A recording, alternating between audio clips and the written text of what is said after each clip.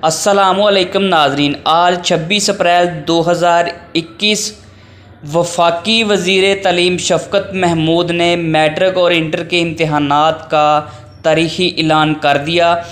कौन सी तारीख़ को इम्तहानात होंगे ये तफ़सीलात में आज मैं आपको बताऊंगा। इनका ये भी कहना था कि इस साल कोई भी तालिब इल्म बग़ैर इम्तहानात पास नहीं होगा।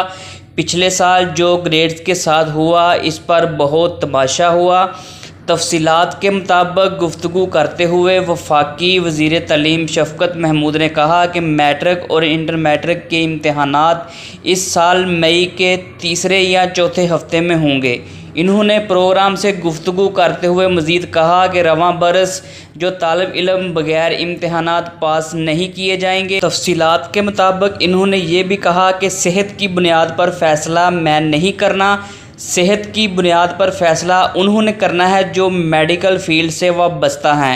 NCOC मीटिंग में सेहत की सूरत हाल का जायज़ा लिया जाता है। सेहत का पहलू हमेशा मुक़द्दस होता है। इन्होंने कहा कि ख्वाहिश थी कि मैट्रिक और इंटर की क्लासें जारी रखें ताकि इम्तहानात लिए जा सकें।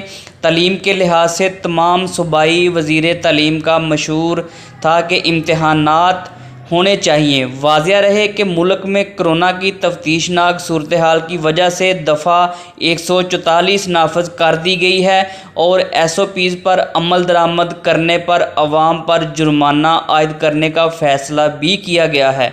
दूसरी जानिब मुल्क में कोरोना केसेस की शरह 18% से तजावज़ कर चुकी है।